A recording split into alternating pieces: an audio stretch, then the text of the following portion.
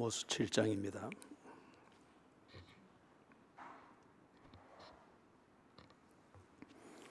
아모스 7장.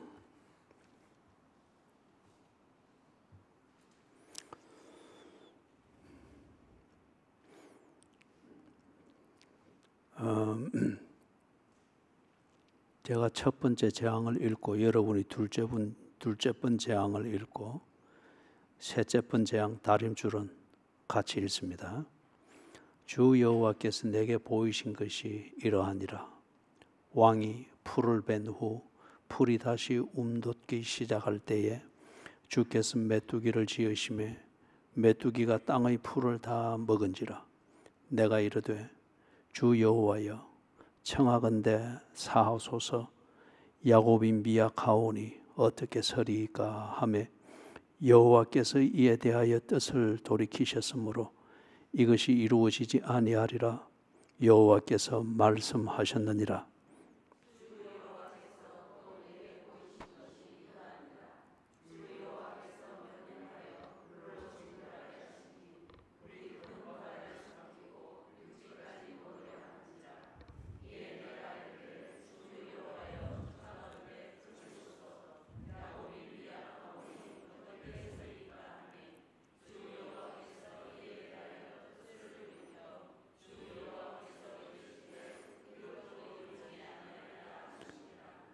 같이 읽습니다. 또 내게 보이신 것이 이러하니라.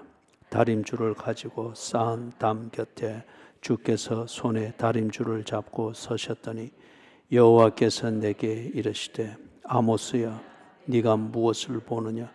내가 대답하되 다림줄이니라. 주께서 이르시되 내가 다림줄을 내 백성 이스라엘 가운데 두고 다시는 용서하지 아니하리니 이삭의 산당들이 황폐되며 이스라엘의 성소들이 파괴될 것이라. 내가 일어나 칼로 여로보암의 집을 치리라 하시니라. 제가 또 몇 절 읽겠습니다. 때에 베델의 제사장 아마샤가 이스라엘의 왕 여로보암에게 보내어 이르되 이스라엘 족속 중에 아모스가 왕을 모반하나니 그 모든 말을 이 땅이 견딜 수 없나이다. 아모스가 말하기를 여로보암은 칼에 죽겠고 이스라엘은 반드시 사로잡혀 그 땅에서 떠나겠다 하나이다. 아마샤가 또 아모스에게 이르되 선견자야 너는 유다 땅으로 도망하여 가서 거기에서나 떡을 먹으며 거기에서나 예언하고 다시는 베델에서 예언하지 말라. 이는 왕의 성소요 나라의 궁궐임이니라. 여러분이 읽으십시오.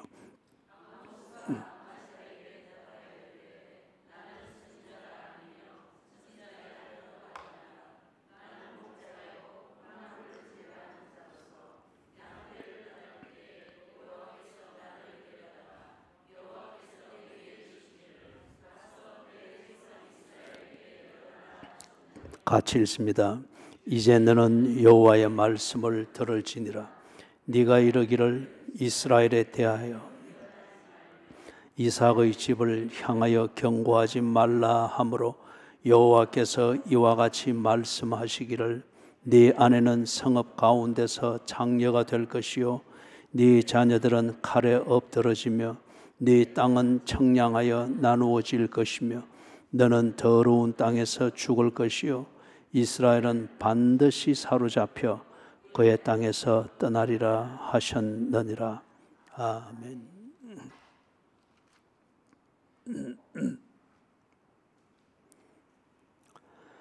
자, 첫 번째 재앙, 두 번째 재앙에서는 이걸 사하여 주십시오 하고 기도합니다. 그 두 가지 공통된 기도가 있죠. 2절 그리고 5절. 이 재앙을 견딜 만한 힘이 없으니까 시작부터 졸고 앉아 있으면 어떻게 해요?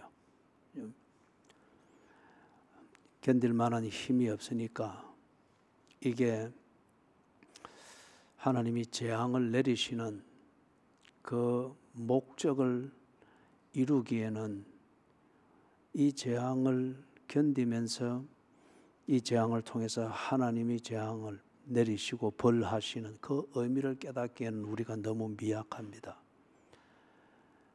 벌을 주기 위해서 우리에게 주시는 이 재앙, 그 자체가, 그것이 주는 고통 자체에 그냥 무너지면은 아무것도 안 되겠습니다. 그러니 좀 불쌍히 여겨 주십시오. 좀 성숙한 기도면은 그런 의미를 품고 있겠고, 아니면 그만큼 성숙하지는 못할지만은 재앙, 이것이 주는 고통 자체를 견디는 것이 버거운 것은 사실입니다. 그래서 이게 힘듭니다. 하나님 앞에 아뢰할 때 하나님께서 벌을 내리시는 그 목적을 견딜 수 없고, 목적이 이루어지지 않고 재앙과 그냥 백성 사이에 그 싸움뿐일 것 같으면 이게 없으니 하나님이 그걸 보고서 알아서 정리할 수도 있겠죠. 그래서 지금 첫 번째 재앙, 두 번째 재앙은 하나님께서 그걸 거두십니다. 이스라엘의 역사에서 북쪽 이스라엘이 주전 722년에 아시리아 제국에 의해서 멸망을 당해서 역사 속에서 사라져버릴 그 이전까지 많은 벌을 받았지요. 재앙이라 일컬을 만한 그 일들이 그들에게 많았습니다. 그렇지만은 그런 고비들을 넘기고 살아남았습니다. 살아남아서 지금 이 지경까지 왔습니다. 그런데 하나님께서 세 번째 말씀하시는 이 부분에 대해서는 재앙을 받으면 벌을 받게 되면은 그 벌을 받게 되는 이유에 대해서 말씀을 합니다. 메뚜기 재앙, 그것도 이유에 대한 결과이고, 그리고 불의 재앙, 이것도 이유에 대한 결과입니다. 그러나 세 번째 말씀하는 것은 이유를 말하고 있습니다. 이유를 모를 때에는 이유의 결과가 의미가 없기 때문에 거두어 주십니다. 그러나 그 이유를 가르쳐 줌에도 불구하고 그 이유를 계속해서 고집을 하고 체질처럼 그것을 고집을 하고 그대로 꾸역꾸역 살려고 할 때 그 이유를 가르쳐 주었음에도 불구하고 이유를 이런 핑계 저런 핑계 아니면은 자기의 이유를 들이대면서 하나님이 말씀하시는 그 이유, 이 잣대를 무시하게 될 때에 그 결과는 불가피하다는 것이죠. 그리고 더 이상 그 결과는 거두고 자시고 할 일이 없다 합니다. 여러분, 그 이유를 공감하지 못할 때에는 용서하고 자시고 할 게 없습니다. 그 이유를 공감하지 아니할 때는 서로 관계가 없는 겁니다. 대한민국 국민이라고 하는 것은 대한민국의 헌법을 인정을 하는 겁니다. 그 헌법을 인정하지 아니하면서 이러고 저러고 거기에 대해서는 뭐 권인권이니 자유니 복지니 이런 말이 해당이 안 되는 겁니다. 대한민국 헌법에서 보장하고 있는 그러한 복지와 인권과 자유와 어떤 이런 것이 대한민국 헌법을 인정하지 않는 그 사람에게는 그게 해당이 안 되는 겁니다. 관계가 아예 없기 때문에. 그래서 지금 셋째 부분을 다림줄을 말씀을 하시면서 이것은 이유입니다. 이걸 너희들이 인정하지 못하고 이 이유를 인정하지 않고 여전히 네 이유를 가지고 꾸역꾸역 그렇게 살면은 이것에 대해서는 용서하고 자시고 할 그런 근거 자체가 없다. 너는 너고 나는 나다. 끝난다는 겁니다. 자, 오늘 이 부분을 좀 구체적으로 다뤄볼 수 있도록 하십시다. 제가 어느 한 분과 많은 이야기를 좀 나눌 시간을 가졌습니다. 지나가는 인사처럼 이 얘기가 되다가 들어보니 예수를 믿는 목사로서 이 얘기는 좀 진지하게 해야 되겠다 싶어서 일정을 접고 그리고 그분과 좀 깊은 이 대화를 나눴습니다. 첫 얘기의 시작에 공통점이 있었습니다. 하나님을 알고 하나님이 나를 사랑한다. 우리를 사랑한다. 공통점이 있었습니다. 그래서 그 다음 공통점에서 당연히 이어지는 것은 하나님의 자녀가 된 것이 복입니다. 그리고 우리가 다 알 수는 없으나 하나님이 알아서 우리를 복되게 하시며 인도하십니다. 이것은 우리 그리스도인일 것 같으면 이는 상식입니다. 그런데 그분에게 이 부분에 있어서 상식이 통하지 않았습니다. 그래서 왜 그러십니까? 그러니 그분의 대답은 나는 고통이 너무 많다는 거예요. I have been always suffering. 자기의 인생은 언제나 이 고통으로 하나를 잊을 것 같으면 두 개, 세 개가 몰려오고 견뎌야 되겠다는 인내로 마음을 다잡으면 고통이 더 크고 지가 견딜 수 있는 인내력보다 더 지독하고 더 크고 하나를 껐다 싶으면 두세 개가 또 몰려오고 하나님을 부정하는 것은 아닙니다마는 내 삶이 언제나 고통으로 점철되어지는 것을 볼 때 그리고 내 인생에 적지 않은 부분을 고통과 싸우면서 지내는 것을 볼 때 하나님이 나를 사랑하는지 그래서 하나님을 믿는 것이 복인지 나는 그것은 잘 모르겠습니다. 거기서부터 많은 이야기를 했습니다. 그러면서 제 얘기의 골자이자 결론은 그것이었습니다. 우리가 흔히 생각할 때에 옳게 살면은 하나님이 그것에 대해서 복을 주시고 잘못 살면은 하나님이 우리에게 벌을 주신다.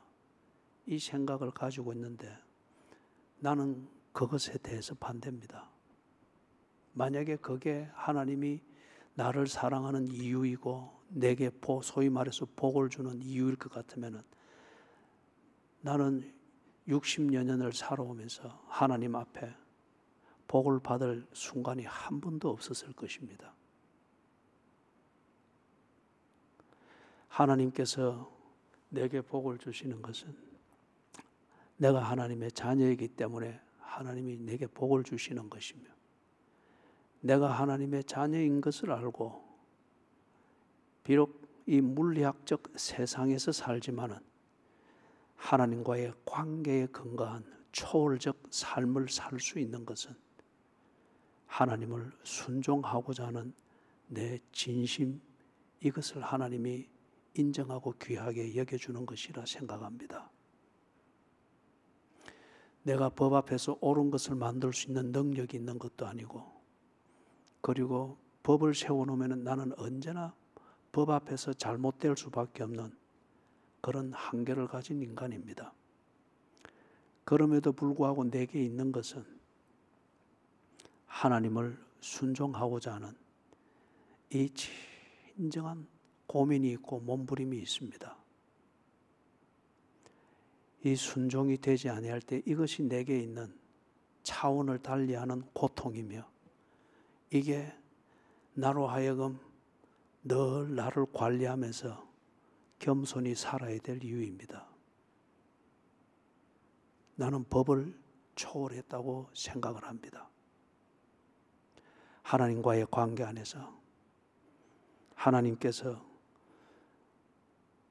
나를 사랑하기 위하여서 나처럼 되어주시는 하나님의 복종이 있었듯이 그것을 알게 된 나는 하나님처럼 되기 위해서 이것은 그 권위를 잡는다 이게 아니고 하나님이 나처럼 되어 나를 사랑하기 위하여서 나처럼 되는 복종을 하셨듯이 내가 하나님을 사랑하기 위하여 하나님께 조금이라도 누가 되지 않기 위해서 무엇을 어떻게 해야 될지를 진심으로 고민하는 것,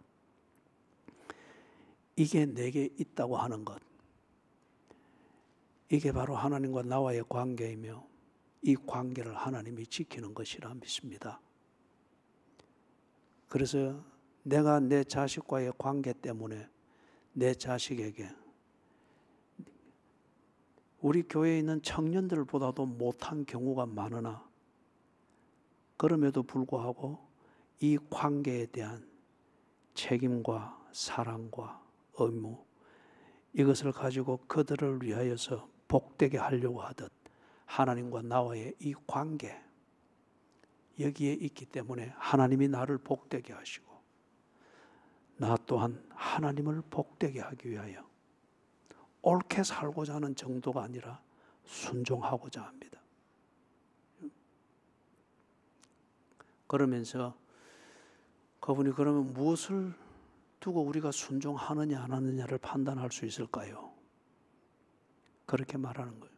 그래서 하나님의 뜻을 아십시오. 율법이나 성경적 지식 그 이상의 것입니다. 하나님의 뜻을 아십시오. 그분의 당연한 질문은 어떻게 하나님의 뜻을 압니까? 어떻게 하나님의 마음을 압니까? 거기에 대해서는 복잡한 이야기를 할 수 있는 그런 계제가 아니었기 때문에 관심이 뭡니까? 제가 물었습니다. 그러니 성경을 제대로 좀 읽고 성경을 알았으면 합니다. 당신은 교회를 오랫동안 다녔지 않습니까? 그리고 교회에서 많은 일도 하고 있는 걸로 알고 있습니다. 그런데 성경 읽기가 힘듭니까? 그리고 성경을 아는 게 그리 힘듭니까? 그러면서 솔직히 말하자면 To be honest with you, I do not understand how to read the Bible. 성경을 어떻게 읽어야 될지를 모르겠습니다. 그런데 그분은 꾸준히 성경을 통독은 하고 있어요. 그러면서 그분의 고백이 그겁니다. 성경을 읽으면은 그냥 스토리만 이해가 되지 왜 이런 스토리가 있는지, 예? 아주 막연하고 드라이하다는 거예요.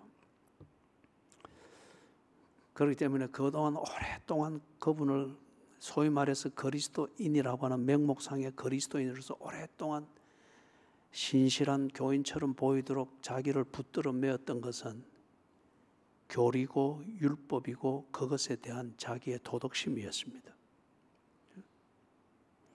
그래서 제가 그런 말씀을 드렸습니다. 성경을 읽는 이것에 대해서 관심이 있고 그렇게 하는데 이 면에 대해서 내가 지금 여기서 다 내가 어떻게 하고 있는지를 말하기는 시간이 없는 것 같습니다. 필요하다면은 바이블 칼리지, 성경을 보는 것을 가르치는 바이블 칼리지, 신학교든지 성경학교든지 제가 소개를 할 테니까 그쪽을 가서 당신이 원하는 과목이 있는가를 이래 보고 직장 생활을 하니까 보고 틈을 내어서 한두 과목을 들어보시라. 그게 성경 읽기의 방법론에 대한 강의일 수도 있겠고 아니면 성경에 대한 가치관에 대한 설명 과목일 수도 있겠고 아니면 성경과 조명해 볼 수 있는 문화 아니면 역사의 현상이 어떻게 되는가를 두고서 비교하면서 성경이 우리에게 말하고자 하는 그 implication, 암시되어져 있는 의미든지 이것을 맛볼 수도 있겠고 이런 영역들이 있으니까 바이블 칼리지나 신학교로 가서 직장 마치고 남는 시간으로 이것저것 하려고 그리 하지 말고 정말 당신의 관심이 그것이면은 그래서 순종이라고 하는 이것을 대해서 터득하기를 원하면은 성경학교로 가십시오. 그래서 원하는 과목을 찾아서 담당 교수와 의논하고 그 과목을 들어보십시오. 사랑하는 여러분, 하나님의 뜻을 알고 그것을 순종하는 것을 가르치기 위하여서 하나님께서 몸부림을 치십니다.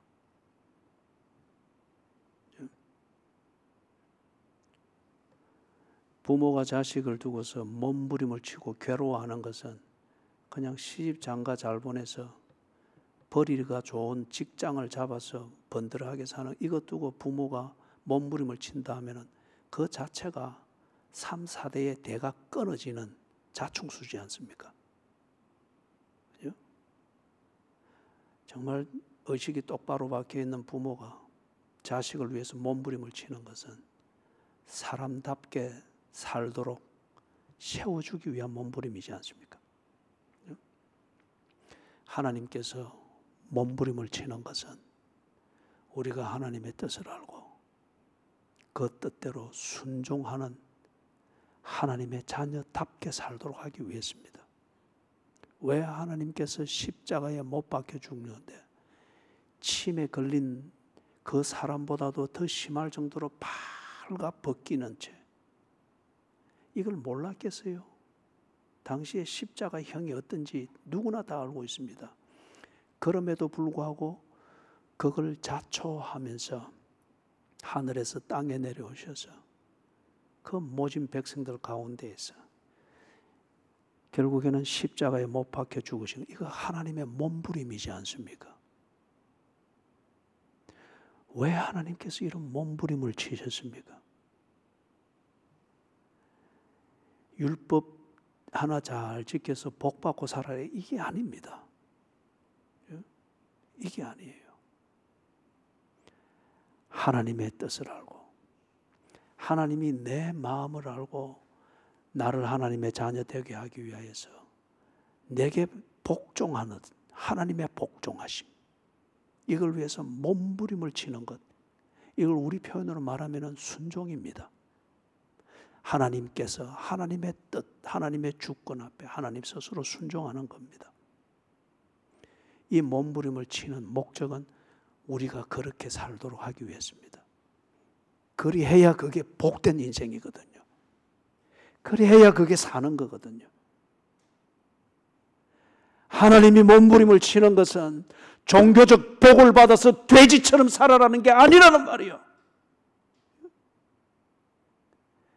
예배 한번 드렸다고 그 다음 나가서는 지 마음대로 돼지 새끼처럼 사는 거 그게 아니란 말이에요. 하나님의 뜻을 알고 그 뜻을 온전히 순종하는 그런 하나님의 자녀됨이 무언가를 알고 그렇게 변화되도록 하기 위하여 하나님이 몸부림을 치시는 겁니다. 첫 번째 재앙, 두 번째 재앙은 결과의 문제인데 이 이스라엘이 그 이유를 모릅니다. 하나님의 뜻이 무엇인지, 순종이 무엇인지. 이러면 아직 철딱서니도 들지 않는 자식을 두고서 인생론을 말하면서 회초리를 가지고 종아리를 후려치도 이거는 아버지의 이 분노만 풀어질 뿐 자식에게는 아무 교육이 안 되는 거죠. 평생 두고 가슴 아픈 상처만 남길 뿐이죠. 그래서 하나님께서 첫째 재앙, 둘째 재앙 결과가 이리 무서운 것이 있을 수 있다고 하는 것을 보여주는 것으로 족합니다. 그리고 셋째 재앙에서 이유를 말했습니다. 다림줄을 말하죠. 하나님의 뜻입니다. 다림줄은 벽을 쌓아 나갈 때에 이 벽이 수직을 딱 맞추지를 못하면은 쌓여지는 만큼 붕괴되는 위험은 높아지고 붕괴되어지는 것은 아주 심하게 되죠.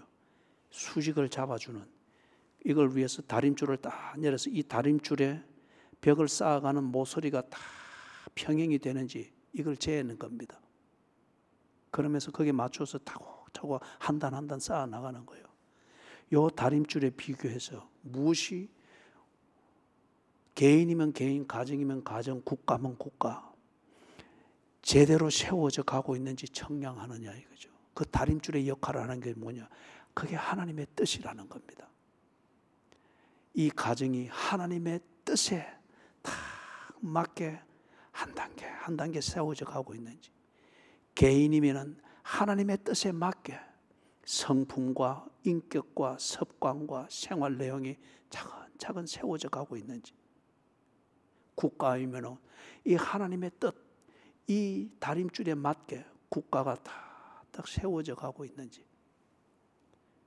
다림줄에 맞지 않게 지 맘대로 세워진 건축물이 결국에는 붕괴되어지듯이 하나님의 뜻에 맞지 않게 세워지는 것은 아무리 속도가 있고 아무리 뭔가 좀 한순간 반짝할지라도 반짝했던 만큼 30배, 60배, 100배로 무너진다는 거예요. 하나님의 뜻, 이게 결과를 만들어내는 근본적인 이유라고 합니다. 그래서 8절에 보니까 여호와께서 내게 이르시되 아모스야 네가 무엇을 보느냐? 내가 대답하되 다림줄이니이다.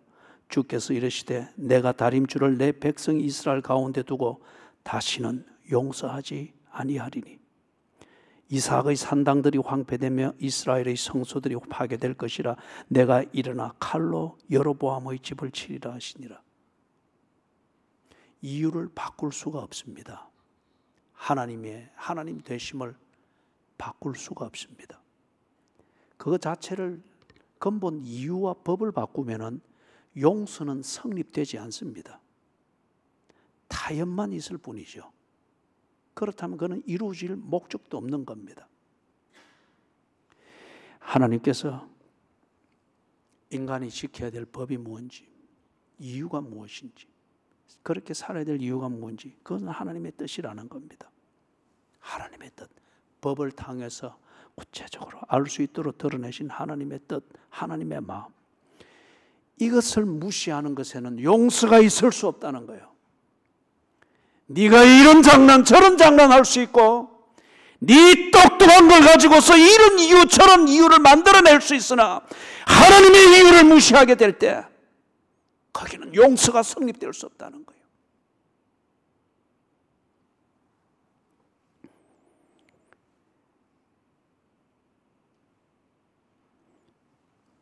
구절에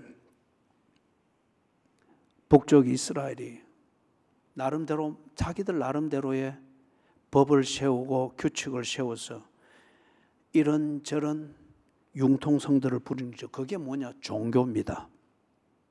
종교. 갈멜산을 이번에 가보니까 거기에 많은 산당들이 있을 만한 자리예요.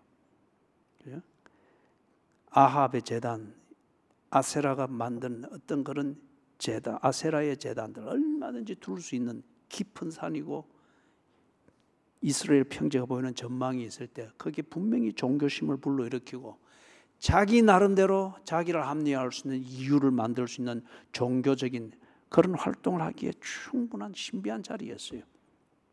그러나 하나님께서 분명히 말했습니다. 내가 준 이유, 하나님의 뜻이라고 하는 것, 하나님이 너를 위해서 복종하듯 네가 내게 복종하지 아니하는 이 관계를 무시할 때 거기는 용서가 있을 수 없는 일. 네 어리석음과 무지함과 연약함과 성격이 괴팍스러움 때문에 가지게 되는 그러한 불행이나 그런 것에 대해서 매질을 당하는 것은 때로 용서를 받을 수가 있고 때로 그것이 변경될 수가 있으나 이유, 근본적인 이유를 오도하는 것은 용서할 수 없는 일이다. 근본적인 이유를 바꾸려고 하는 것, 그것은 이미 관계를 끊겠다는 겁니다. 그렇기 때문에 용서하지 않겠다는 거예요. 다시 말해서 하나님께서 네게 대해서는 don't care, 더 이상 관심 가지지 않겠다는 겁니다.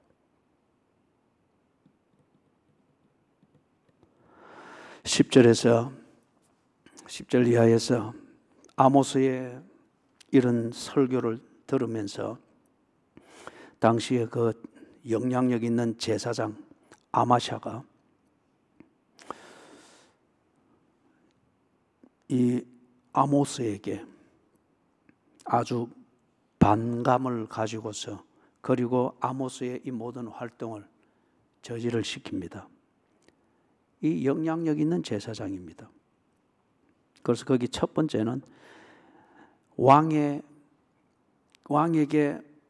어떤 아모스에 대한 혐의를 올리면서 왕으로부터 노여움을 사도록 만듭니다. 왜냐하면 이 당시에는 제사장 제도가 중심이었습니다.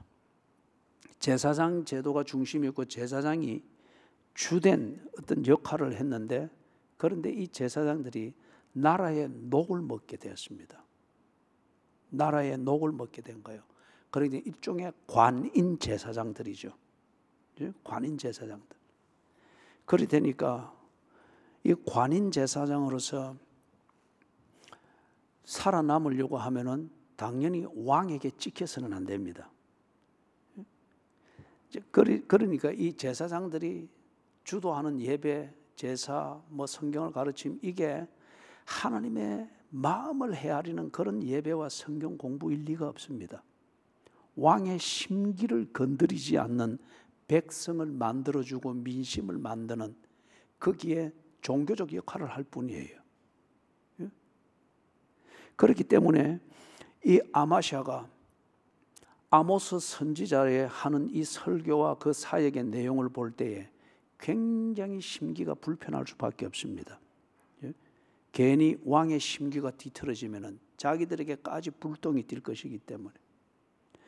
그래서 1차적으로 왕의 환심을 사기 위해서 아모스의 하는 일을 어떤 사회학적 측면에서 민심을 교란시키고 선동한다고 하는 이것으로서 왕에게 딱 알립니다. 그 다음에 11절에서는 아모스가 하는 그 말이 얼마나 매국노적인지, 그래서 왕의 노여움을 사면은 아모스가 이 땅에 더 이상 있을 수가 없잖아요. 쫓겨나게 되잖아요. 그래서 아모스를 쫓아내야 된다고 하는 그 이유를 만들어서 왕에게 알리는 것이 11절의 내용입니다. 그리고 아마샤가 12절에서 아모스 선지자에게 이 얘기를 합니다. 이 당시에 실세는 제사장이지 선지자가 아닙니다. 제사장은 이미 제도권에 들어가 있고 제도권의 중심입니다. 선지자는 야인과 같고 야당과 같습니다. 제사장이 주도하는 그 모든 제사와 예배와 의식을 통해서 하나님을 만나게 하고 하던 이 중보자의 역할이 관료화되어지면서 이게 제도권의 한 액세서리로 전락한 거예요. 종교로. 그래서 어쩌든지 형식적으로 보고 당시 시대상으로 볼 때에 실세는 제사장이지 선지자가 아닙니다. 그래서 이 권력을 가지고서 아마샤가 아모스에게 말하는 내용이 12절의 내용입니다. 선견자야. 이거는 비아냥거리는 소리입니다. 왜냐하면 아모스가 하는 얘기가 시차적으로 볼 때는, 시간적으로 볼 때는 앞으로 일어날 일에 대한 예언이지 않습니까? 미리 내려다 본다, 네가 그렇게 하는데 하는 비아냥거리는 소리로, 선견자야, 너는 유다 땅으로 도망하여 가서 거기에서 떡을 먹으며 거기에서나 예언해라. 이 말이 뭐냐 하면은, 이 선지자들 중에서도 많은 사람들이 특히 북쪽 이스라엘 땅에서는 그랬던 것 같습니다. 먹고 살려고 하는 직업으로서 선지자의 노릇을 하는 사람들이 많았다는 겁니다.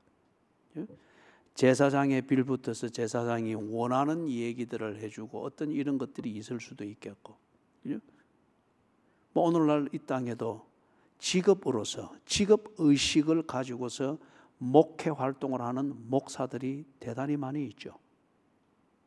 때로 저도 그 중에 한 사람처럼 처신할지 모르겠습니다. 지금 이 제사장 아마샤가 하는 얘기는 그런 분위기를 두고서 이야기를 하는 겁니다. 네 먹고 살려고 그렇게 하는 것 같으면은 유다 땅으로 가서 해라. 괜히 여기서 하면서 돌 맞고 그러지 말고 거기 가서 해라. 그래서 서로 불편하지 않게 해.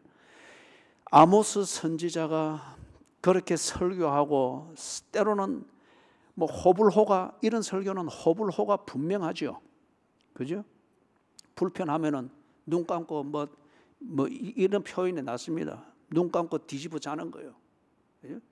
신경 안 쓴다는 식으로. 아니면은 저항하는 상처를 주느니 마느니 하면서 반대 세력을 일구는 거예요. 반면에 이것이 하나님의 뜻이다 하여서 이것에 대해서 마음을 열고 아주 지지하는 사람들이 있습니다. 호불호가 분명합니다. 이때에 이 선지자가, 아모스 선지자가 이런 설교를 하게 될 때에 네가 먹고 살기 위해서 그렇게 하는 데는 네 스스로 여기 위험이 너무 많지 않느냐. 그리고 너무 좋지 않은 분위기가 많으니까 가주면 좋겠다. 그래서 네도 안전하고 우리도 불편하지 않고 그래 하자는 거예요. 그러면서 13절에 같이 읽어봅니다. 다시는 베델에서 예언하지 말라. 이는 왕의 성소요 나라의 궁궐입니다. 하나님의 말씀이 왕보다도 못합니까? 진정으로 하나님의 말씀을 해석하고 설교하는 것이 청와대보다도 못한 겁니까? 하나님의 말씀을 진심머리게 설교할 때에 칼이 되어 꽂힐 수 있습니다. 그것이 졸고 있는 당신의 졸음을 깨우뜨리는 이것보다도 못하는 겁니까?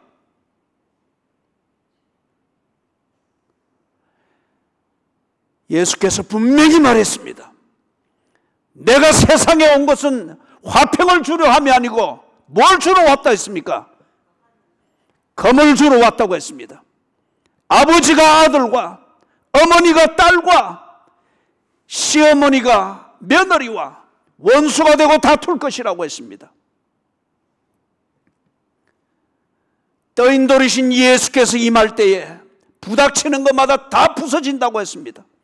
그래서 예수의 말씀을 듣고 절대 다수의 사람들은 도망갔습니다. 기대를 가지고 왔다가 예수의 말씀이 그런 것이라는 내용을 들을 때에 그들은 다 비아냥거리면서 도망갔습니다. 여러분들이 이런 식의 문화를, 교회를 이리 옮기고 저리 옮기고 인터넷 방송을 이리 듣고 저리 듣고 하는 시대의 문화를 이런 식으로는 본받아서는 안 돼요.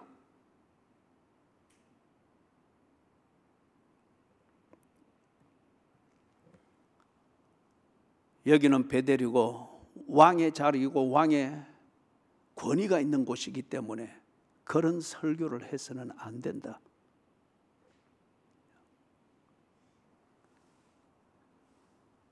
오늘날 우리나라뿐만 아니라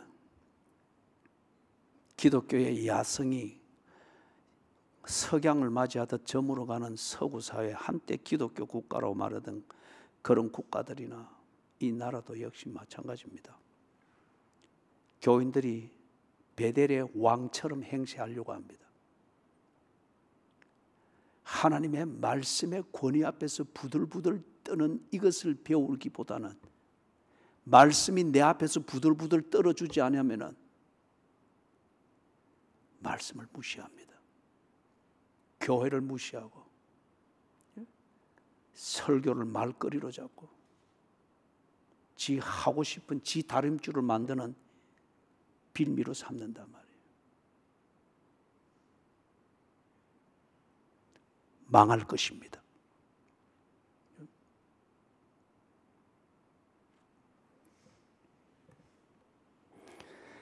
(14절에서) 아모스가 아마샤에게 대답하여 이르되 나는 선지자가 아니며 선지자의 아들도 아니라 나는 목자요 뽕나무를 재배하는 자로서 양떼를 따를 때에 여호와께서 나를 데려다가 여호와께서 내게 이르시기를 가서 내 백성 이스라엘에게 예언하라 하셨나니.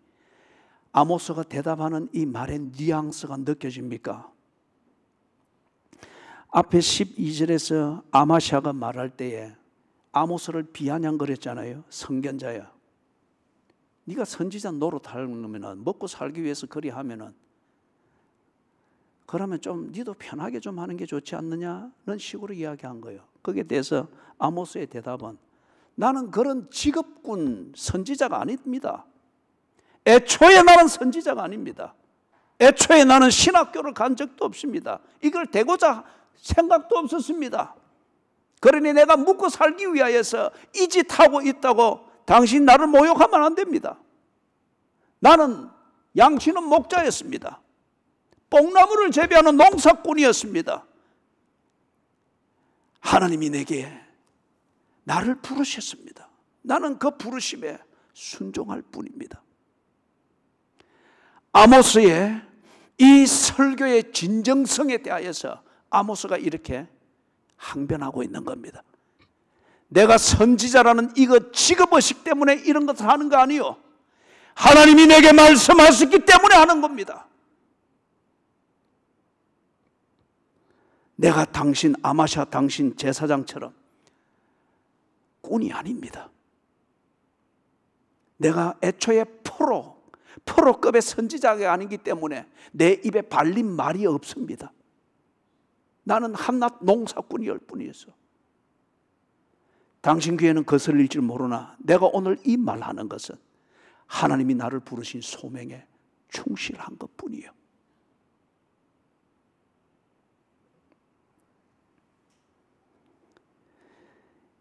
(16절) (17절) 다시 같이 한번 읽습니다.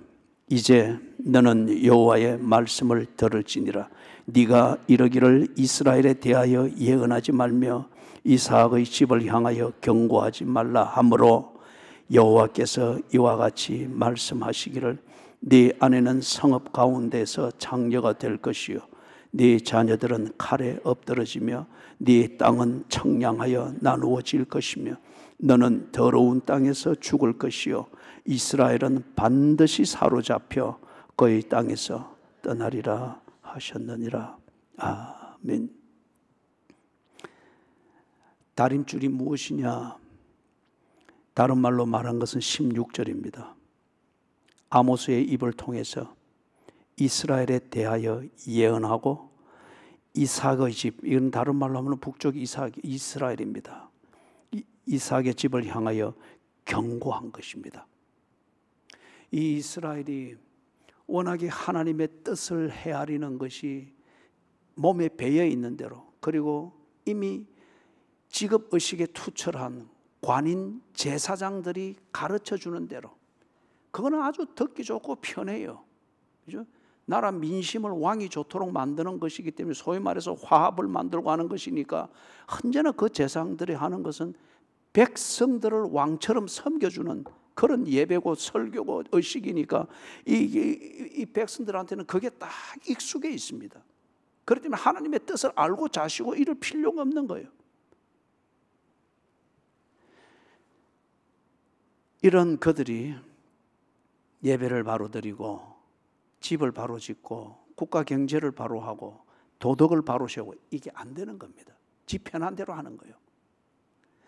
그래서 하나님의 뜻이라고 하는 이것을 그들이 알 수 있도록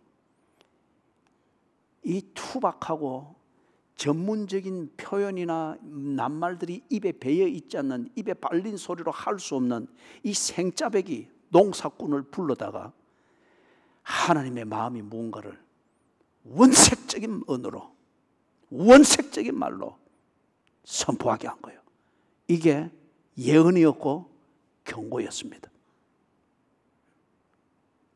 이게 지금 앞에 8절에서 말했던 다림줄의 그 의미입니다.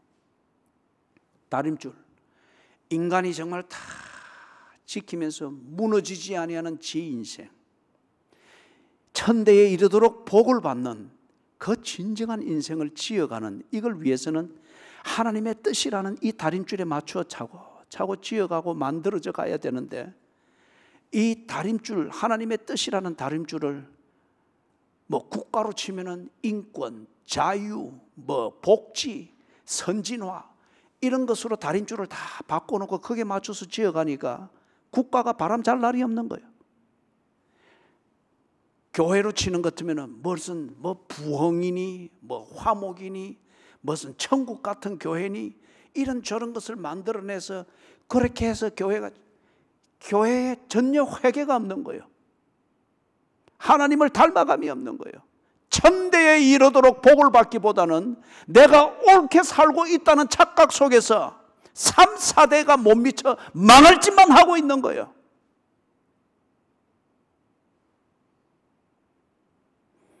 가정, 무엇을 중심으로 해서 지금 당신의 가정을 세워져 가고 있습니까? 어떤 다림줄에 근거해서 당신의 부부가 그렇게 살고 있느냐 이거예요. 무엇을 다림줄로 삼아서 당신의 인생을 그렇게 만들어가고 있느냐 이거예요. 무엇을 다림줄로 삼아서 당신의 예배 생활은 그런 식으로 되어가고 있느냐 이거죠. 다 보면 자기 편한 대로입니다. 다 자기 합리화할 수 있는 다림줄로 맞춰가면서, 그러니 언제나 자기는 옳습니다. 틀렸다고 말하는, 지적하는 하나님의 말씀이 틀렸다고 하여서 그런 말씀이 있는 선지자의 입을 피하려고 합니다. 그래서 하나님께서 이 생짜배기, 그러나 마음은 순수한 이 농사꾼 아모스를 불러서 선포해라. 입에 발린 소리로 하지 말고, 죽는 것은 죽는다 말하고, 망하는 것은 망한다 말하고, 틀린 것은 틀렸다 말해라. 분위기 맞춰주지 마라. 그것은 관제 제사장들이 이미 중독시켜 놓았느니라. 너는 그 중독을 풀어야 된다. 농사를 지을 때 가지치기를 하듯 그렇게 선포하라. 그것이 그들에게 예언이었고 경고였습니다. 그 예언과 경고의 내용이 적나라하게 표현됩니다. 농사꾼의 그 입에서 무슨 레토릭을 기대할 수 있겠어요? 일어날 사실을 그대로 표현합니다. 여호와께서 이와 같이 말씀하시기를, 네 아내는 성읍 가운데서 장녀가 될 것이요, 네 자녀들은 칼에 엎드러지며 네 땅은 청량하여 나누어질 것이며 너는 더러운 땅에서 죽을 것이요 이스라엘은 반드시 사로잡혀 그의 땅에서 떠나리라 하셨느니라. 이 말대로 불과 50여 년 뒤에 주전 722년 아시리아 제국이 내려와서 북쪽 이스라엘을 그대로 썰어버렸습니다. 그 이후 더 이상 북쪽 이스라엘은 나타나지 아니했습니다. 사랑하는 여러분, 하나님의 뜻, 하나님의 말씀, 그것을 알도록 하십시오.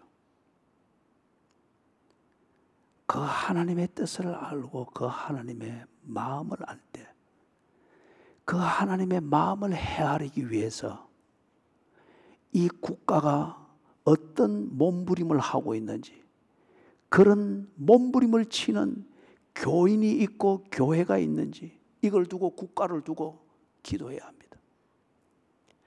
하나님의 뜻, 하나님의 마음을 헤아리기 위해서 이 교회가 어떤 몸부림을 치고 있는지, 부엉이니 화목이니 뭐 이 사람이 간다 저 사람이 온다 이런 것으로 이리 맞추자 저리 맞추자, 웃기는 소리 하지 마시오.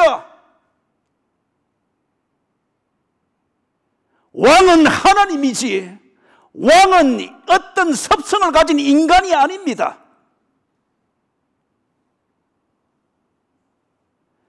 이 교회가 하나님의 뜻을 알고 하나님의 마음을 헤아리기 위해서 어떤 몸부림들을, 정말 하나님 앞에서 치는 그 몸부림들, 하나님 앞에서 몸부림과 같은 이 피눈물을 흘리는 기도의 사람이 있는지,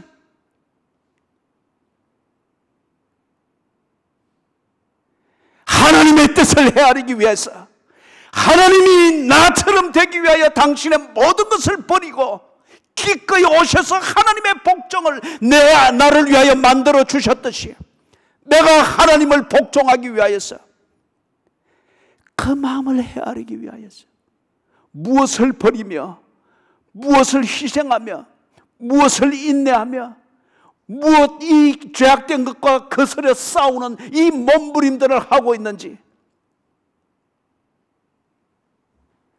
이게 없다면은 이 교회는 영적 장녀들의 모임이 될 것이요,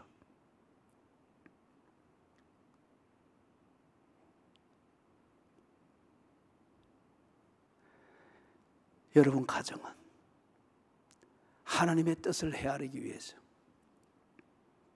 하나님의 마음을 헤아리기 위해서 때로 필요한 부부의 싸움이 있을 수 있습니다. 하나님의 마음을 헤아리기 위해서. 하나님의 마음을 헤아리는 그 진정한 몸부림 때문에 때로 부모와 자식 간에 거룩한 전쟁이 일어날 수 있습니다. 여러분, 그렇게 해야 뭔가 매듭이 지어지지 않겠어요? 여러분 개인은, 여러분 자신은 하나님의 마음을 헤아리기 위해서 어떤 수고를 하고 있습니까? 하나님의 마음을 헤아리며 하나님을 순종하기 위한 오늘 여러분의 삶의 내용이 없다면, 적어도 그 진정성이 없다고 하면 당신의 내일은 바로 17절입니다. 당신의 내일은 바로 17절입니다. 저는 절대적으로 믿습니다. 하나님의 주권은 누구도 손상할 수 없습니다. 하나님이 세운 뜻을 누구도 바꿀 수가 없습니다. 그 뜻이 이루어지는 것이 인간에게 복음입니다. 당신 부부에게 그것이 복음입니다. 하나님의 뜻이 이루어지는 것이 당신 가정의 복음입니다. 하나님의 뜻을 알고 그 뜻을 순종하기 위하여 오늘 내게 진정 어린 몸부림과 최선을 다하는 그 진정성이 없다고 하면 오늘 당신이 만드는 타협과 오늘 당신이 만드는 웃음은 내일의 창녀의 웃음과 다를 바가 없게 될 것입니다. 이것이 지금 하나님의 말씀입니다.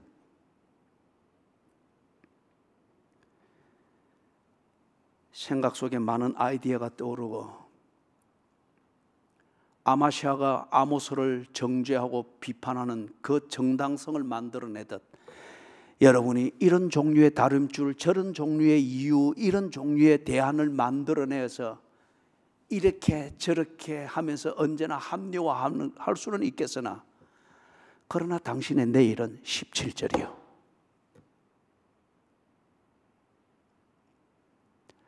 인간이 지어져야 될 그 다림줄은 하나입니다. 하나님의 뜻입니다.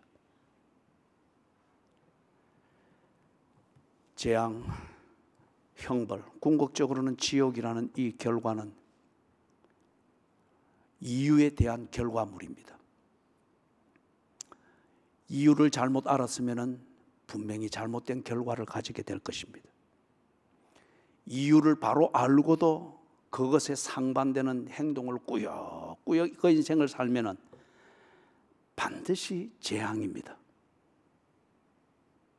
그 이유는 무엇이냐? 다림줄입니다. 하나님이 나처럼 되어 나를 하나님 자녀 되게 한 하나님의 이 복종을 모욕하고 무시하고 거부한 채 하나님과 관계가 없는 것처럼 지내게 될 때 그 다림줄을 어기는 건물을 짓는 것과 같은 거예요.